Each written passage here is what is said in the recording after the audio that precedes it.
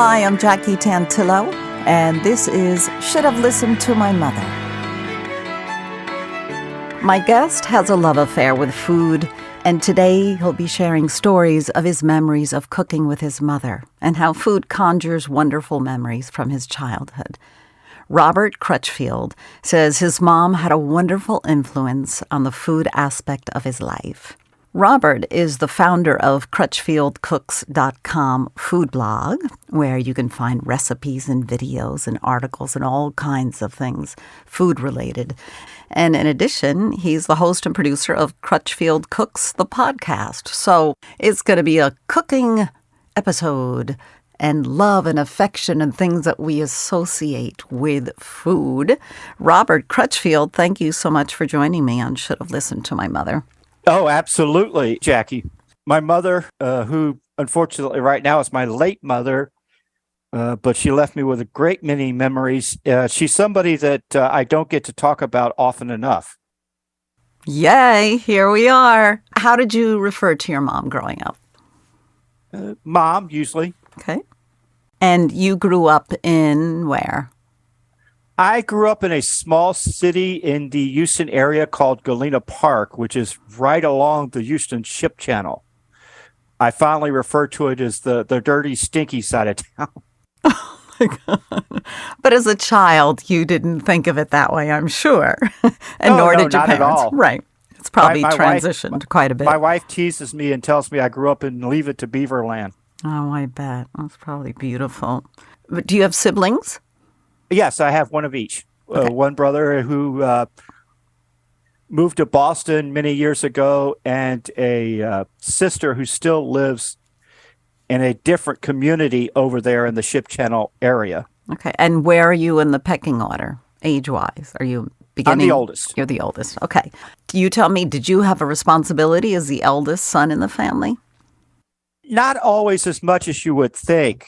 There was a kind of an interesting transition period in there about the time I was in junior high, where my parents would pay a babysitter to watch us. And the babysitters that we had were actually older girls from where I went to school. It wasn't until I became an adult myself that I thought about it. I was like, well, you know, I didn't really need a babysitter at that age. I went to school with my babysitters, but at the same time, did I want to be responsible for two other kids? Not really.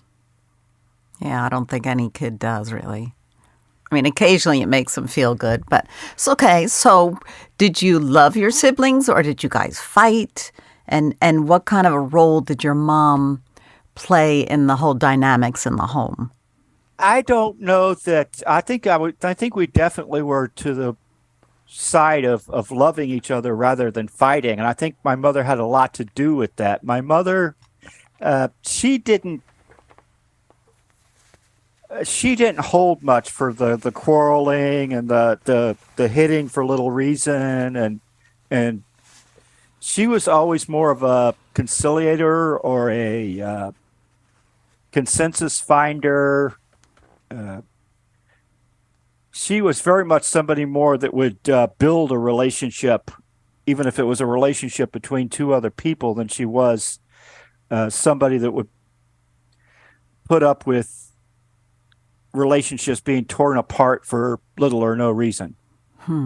So would she say, okay, come over here, we're going to talk about this? Or were her actions something that you guys read and you kind of figured it out on your own? She'd, more than anything, I think as a matter if it got too heated, she would just separate us. Physically.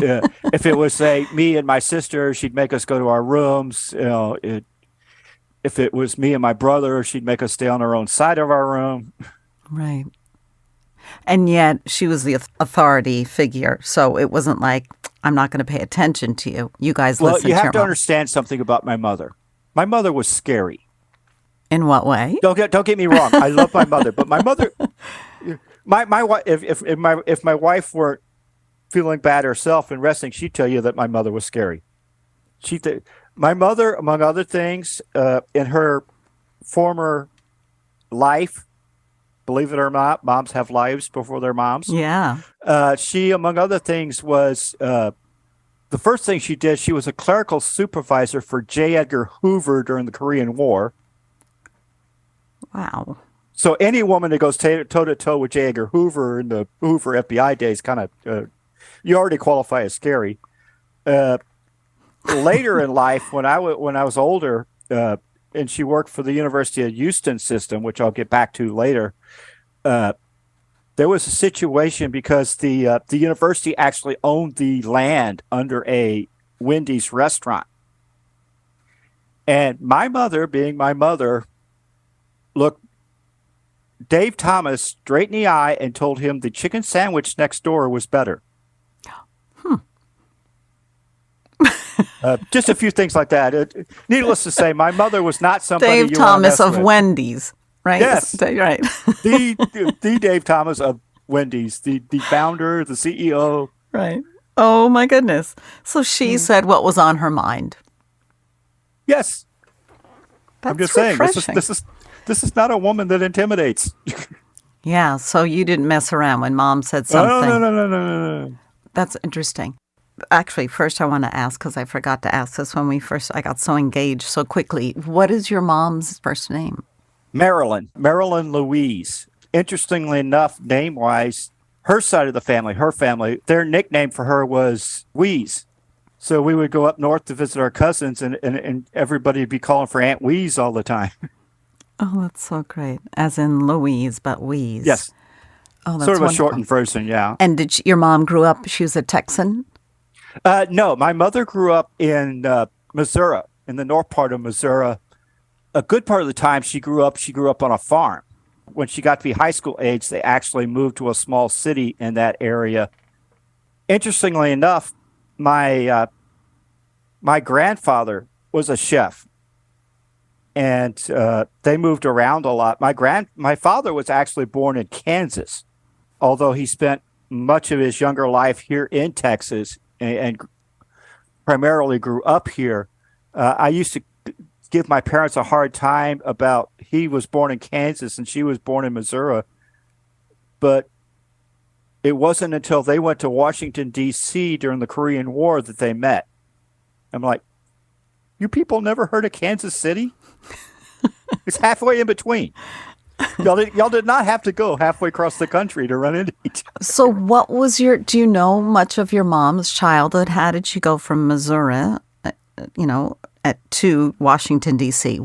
Did she have a trajectory of her own? Well, my mother, like I said, she grew up on a farm, but she knew even in, say, high school that she did not want to marry a farmer, primarily because farmers tend to have dirt under their fingernails, and she could not stand that. Not that she didn't have the utmost respect from farmers. Most of her family were farmers. Coming out of high school, her dad told her that she did not need to go to college because she was just going to get married anyway. So she worked sometimes multiple jobs and worked her way through the business college, Chillicothe Business College that they had there in town. When she graduated from business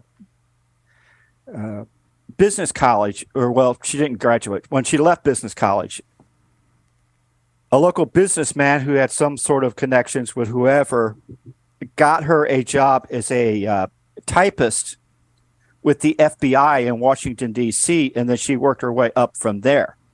So it was partly the country kid concept of get me the heck out of here. And it was partly of because of some of the jobs she had in high school and whatnot, she had met some of the business people in town who, partly because of the Korean War, were able to give her a leg up and the proper recommendations that got her to D.C. Do you have any idea who her role models were? Like, how did she figure out that she didn't have to marry a farmer and stay right where she was in Missouri or, anywhere in the Midwest? Or who inspired her? Do you know? I don't know that she had any role models as far as that. I mean, her dad, even with the disagreement with the idea of going to college, of course, understand we're talking about the early 50s here. It was almost a different planet. My grandfather probably would have had a different attitude about it now, but it was what he knew. And she actually had a very good relationship with her father and some of her uncles, but they were all farmers. I think the idea of something other than being a farmer's wife came as much from education as anything else. Not just what she learned there in school, but my mother, among other things, was an avid reader, always desperately wanted to write. That was something of mine that she was actually jealous of, because I even knew her to say to, I forget who, one time, that she was so jealous of me because she could barely write a grocery list, and here there were people that would pay me to write. Well, I'm sure if she put pen to paper with all that she had accomplished and her intelligence and her creativity, that she would most certainly be a great writer. I'm sure she had to do some writing with J. Edgar Hoover. Yeah. She certainly had enough raw material, that's for sure. Right. She could have written a book, her own biography. And let's just say we only have 30 minutes. So we don't have time for all the raw material my mother would have for wow, things like that. Don't you wish you were a fly on the wall? Sometimes. Spending time with your mom. That's pretty cool. Once she got married and started a family, did she continue to work? Off and on. There was a time in the neighborhood where I grew up where she actually ran her own secretarial service, and actually was a service to the doctors and lawyers and different business people there in our neighborhood where I grew up, which is completely different than it is now, because like so many other places now, it's all chains and everything else. Back in those days, that area of town was all small mom and pop businesses and things like that.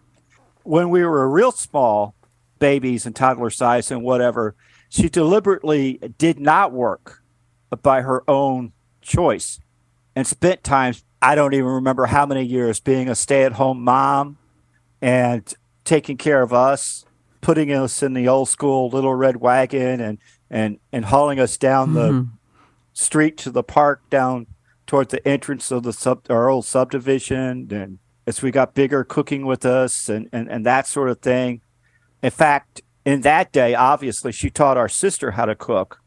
And I remember my mother saying that my brother and I were going to cook too, because she would be hell-bent if any son of hers starved because he didn't know how to turn the stove on. Oh, I like her so much.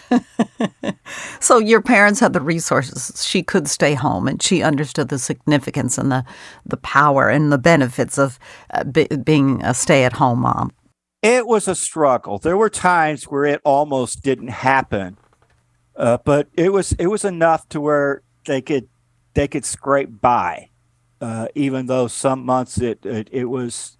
They were fortunate in that my father worked at the steel plant, and back in those days, at the steel plant, at the height scheme of things, the steel plant my dad worked at employed over 5,000 people. And there was a time in the scheme of things where my father could work overtime pretty much any time he had a mind to. He just told the boss, "Hey, I'm staying another shift, okay?"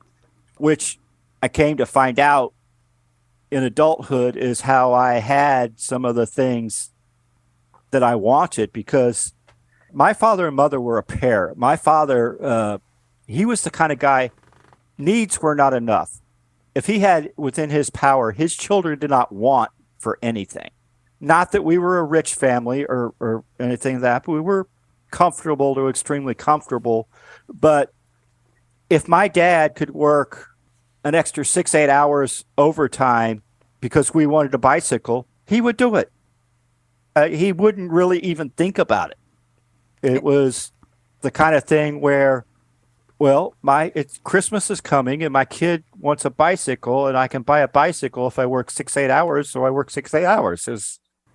Yeah, or he's lucky that he had the good fortune to have that available to him. Yeah, well, yeah, and I think it's important too. I was just thinking, I know this is a show specifically About about your mother. mothers, but you can't understand my mother without at least somewhat discussing my father. That's part of the reason my wife teases me about growing up in Leave It to Beaverland is my parents had one of those old school till death did they part type marriages. Mm-hmm. So my father was part of who my mother was as my mother, and my mother was part of who my father was as my father. If that makes any sense to anybody. It does, and I loved you said they were a pair. They worked on it together. Right.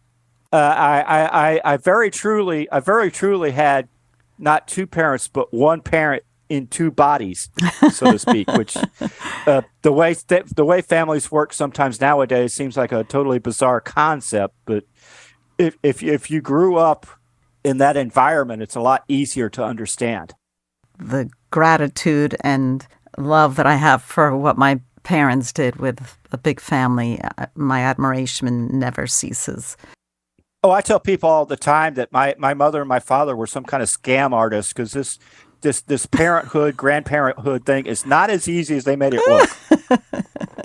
All right, so we got to get back to talking about your mom and cooking because it's interesting because sometimes in life we think we're on the right path and then something happens that took us by surprise or put a kibosh on what we thought were our dreams. And then we actually find our true passion or the direction that we really were meant to go in, whether it's divine intervention and I know that's what I want you to talk about. I've reinvented myself. I've lost track of how many times I've reinvented myself. I've done it so many times. And that's a wonderful message to share.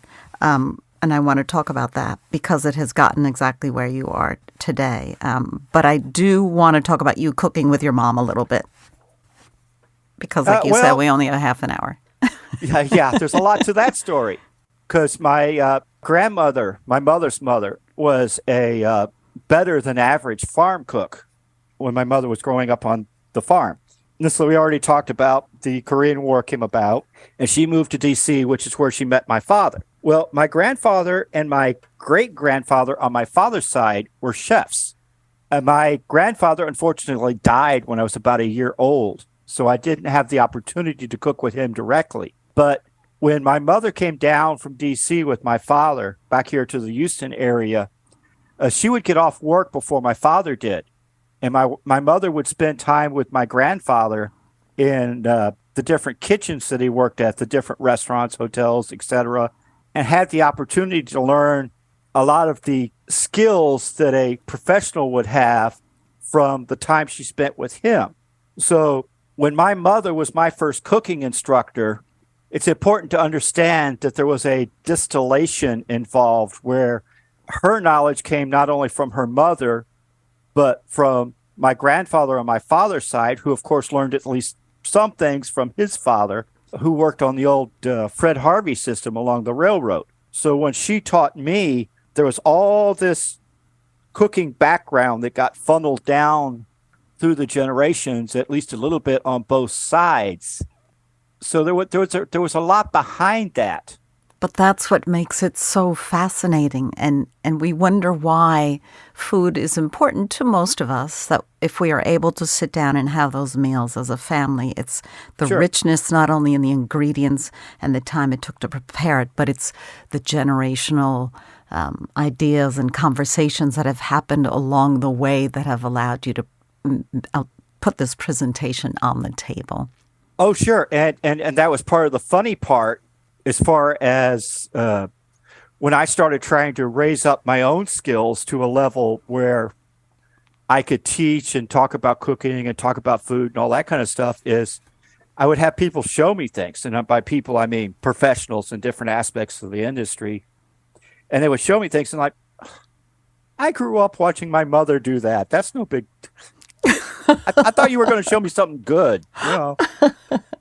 One of my favorite stories, one of the things that helped me in my progression was I spent 14 months as a meat clerk, working with meat cutters and all that kind of stuff. And I was asking a meat cutter one time the difference between carne asada and carne picada, which is something you run into this close to Mexico. And he took the meat that he was cutting apart, and he cut a piece of a particular size. He said, "Okay, this is carne asada." And then he took the carne asada piece, and cut it into littler pieces, and said, "Okay, that's carne picada." I'm like, "So you're telling me it's the difference between chopped and diced?" Exactly. He's like, "Pretty much." And I'm like, Wow. "Here, I could cook Mexican. I didn't even know it." But it's interesting. I knew I could cook Tex-Mex, but Mexican's a different thing. But it's also those little things like that can be intimidating to people who aren't familiar with these subtleties, right? People was intimidating to me in the beginning. It's intimidating to me. Till I realized how much I knew, and then I took how much I knew and started building onto that. And then it's like, all of a sudden, I'm an expert like these other people, and there's no more need to be intimidated anymore. What were some of your mom's staples or favorite meals? She would she would take cheap cuts of steak and put onion soup on them and put them in the oven and make a smothered steak sort of thing. Her one Tex-Mex dish was enchiladas, and she would make enchiladas. In this part of the country, there were a lot of things done with thick cream gravy and mashed potatoes and some things that I'm not supposed to eat at this stage of my life. That's good. There was a pretty fair variety because her go-to, well, she had two. When my grandfather, the chef, passed away for whatever reason, she inherited his cookbook. But even more than that, her go-to standard was the old school 3-ring binder Betty Crocker cookbook. Oh, I remember that one. And she started with the Betty Crocker cookbook and made some of her own adaptions and things over the years. And when I learned to cook and whatnot, and would get the Betty Crocker cookbook out, there would be all these notes to the side and different things that she'd edit it. Right. Even without her necessarily standing beside me, there was this written record that she helped teach me through. A running commentary. So she was one to fiddle with recipes, right? She'd tweak them, as they say, tweak recipes. Yes, okay. Very much. She would tweak them and make them her own, which of course is part of where I learned about that process, because that's what a chef or a professional cook does. They may start with a standardized recipe, but at some point they personalize it. And my mother was the first person where I experienced that aspect of it. That's great. You're interpreting words on the page. Sure. It's really nice. So we are, like you said, 30 minutes isn't enough time to talk about your mom and your upbringing and your experience. So now with what the time we have left, I want to make sure that we talk about all of your goings on, because you are a busy guy. You've got your cooking blog and your podcast. Well, let's go back to the beginning. The first one that came about was the blog about 3 years ago. And the blog is where I had the opportunity where now I have authored over 50 recipes, videos, and articles on cooking and food-related subjects, which was my first opportunity to teach to an extent, but at the same time, it was a massive learning experience because when you have a responsibility, as you know, when you put things out in the public like that, to make sure that what you're saying is accurate and that there are at least other people, other sources out there that are saying basically the same thing you're saying. I remember I was putting a recipe together for my blog called Cowboy Chowder. And I went through the process of looking up, well, what is the technical definition of a chowder? And does that correlate with what I'm saying? I like the name, but I didn't want to put the recipe out there with the name that I liked and have people say, that's not a chowder. Oh, well, but you're always going to be up against something like that. Yeah, you are, but you still have a certain responsibility to make sure you go at least so far. Absolutely. Otherwise, people will not consider you legitimate, too. And you loved your craft, so it's very important. It's a credibility thing, and it's also a thing of a person should follow a certain person because they are educated in a certain area, and they do have a passion for that area. The blog was the first thing, and the podcast is actually my primary vehicle at the moment. I'm up to, I think, about a dozen episodes, and I've been able to talk to everybody from Katie Day, a nutritionist and wellness coach in Denver, to a gentleman out in Hawaii who founded Hawaii Food Tours, to chefs like Joe Gatto, who, besides being a personal chef to several of the Boston Red Sox and Boston Celtics players, did the From Scratch show on Pluto TV and Roku, and he even has a radio version of the show on NPR, which begged one of my questions to his. It's like, how do you teach people to cook on the radio? Well, you've certainly mastered that with your podcast. My goodness. And then you have all the other information that you give out on your blog as well. And I really want to thank you for coming on today. Sure. There's so much to explore, and cooking is an art. So I often get frustrated with myself because I don't have a miracle meal, in 15 minutes every night on the table. But it's a learning process, and that's what I like about it. Absolutely. Thank you so much, Robert Crutchfield, for joining me on Should Have Listened to My Mother. Thank you, Jackie. My pleasure. And we'll be back next week with another episode. I can't wait.